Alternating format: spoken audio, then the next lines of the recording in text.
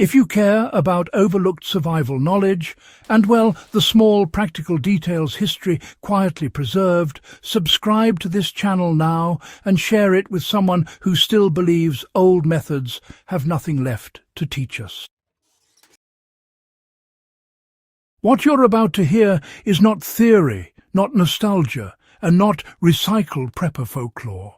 It is a field-tested heating method, refined through wartime scarcity, frontier logic, and quiet institutional knowledge from the 1940s that still works when modern heating systems fail completely. This is the kind of knowledge that mattered when fuel was rationed, infrastructure was unreliable, and failure had consequences. Why the 1940s produced solutions that modern systems forgot.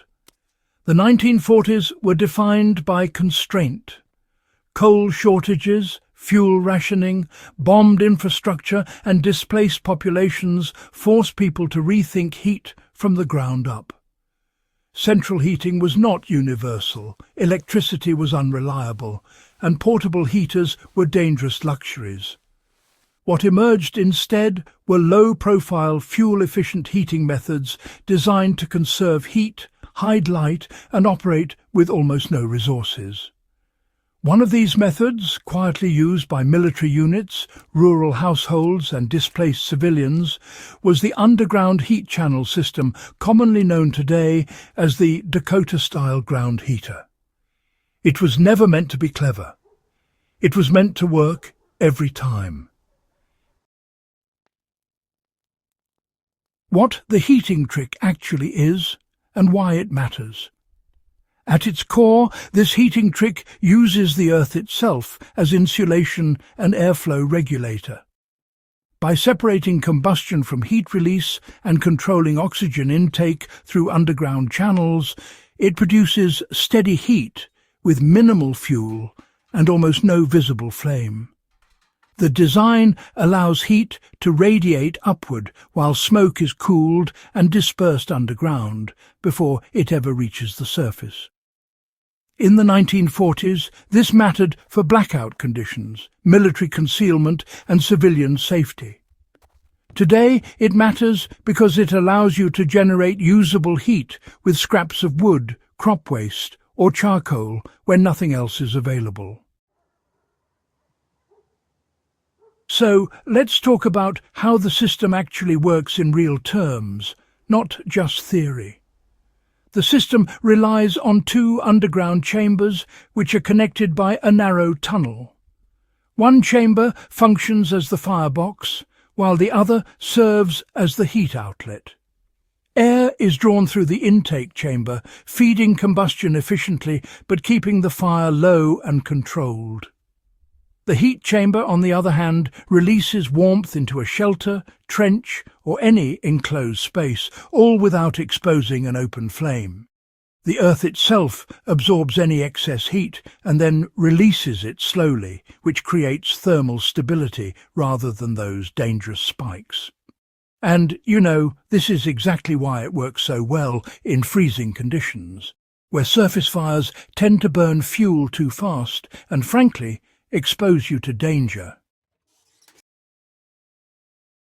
Now, let's look at how people in the 1940s actually used this. During World War II, similar underground heating systems were used by soldiers in forward positions to prevent hypothermia, without revealing their location, of course. In rural parts of Europe, families adapted this very same principle beneath barns and temporary shelters just to survive fuel shortages. And in parts of North America, this method showed up in cold-weather hunting camps and homesteads where wood had to be stretched through those long, tough winters. It was never really written down in manuals because, well, it was passed hand to hand, often under a lot of pressure. So, let's talk about how you can actually use this knowledge today in really practical terms. If you ever find yourself dealing with, say, a power outage in the middle of winter, or maybe you're out in a remote cabin without any infrastructure, or even in an emergency shelter situation. This method can be adapted with just some simple tools. The thing is, digging depth matters more than size.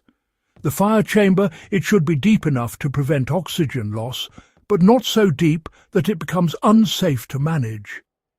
The connecting tunnel, well, that needs to be narrow so you can control the airflow properly. And honestly, fuel efficiency comes from small, steady burns, not from big, roaring flames. Even in a modern setting, you can adapt this beneath a temporary structure, a greenhouse or an outdoor shelter to keep temperatures survivable overnight. Now, why does this method outperform modern emergency heaters? Well, you see, most modern emergency heaters rely on manufactured fuel, open flames, or electricity. And when those supply chains break down, they just don't work. But this method from the 1940s? It depends on physics, and those haven't changed. Earth insulation, controlled airflow, radiant heat, these things stay reliable, no matter what technology is available. Plus, when it's properly vented underground, it doesn't produce dangerous carbon build-up. It doesn't attract unwanted attention, and it doesn't burn through fuel quickly. This was designed for worst-case scenarios, and that's exactly why it still matters today. So, what mistakes do folks make when they try this nowadays? Honestly, most failures come from impatience. Digging too shallow leads to heat loss. If you make the tunnels too wide, you lose control of the airflow. And using wet fuel, that just gives you smoke, not heat. Back in the 1940s, people learned all this the hard way, by necessity. These days, understanding these details before you actually need them, that's the difference between just knowing the theory and actual survival. This isn't some backyard experiment. It's a system that really demands respect and precision. And why does this knowledge deserve to be preserved? Well, history isn't just about dates and battles. It's about solving problems under pressure. This heating trick, it represents a mindset that's mostly disappeared, a way to create stability from almost nothing. When things go wrong, it's not the people with the most gear who get through, but the ones with the most adaptable knowledge. So, if this kind of historically grounded, practical survival insight matters to you, go ahead and subscribe to the channel. Share this video with someone who values real-world knowledge and help preserve the techniques that history quietly perfected so they don't disappear again.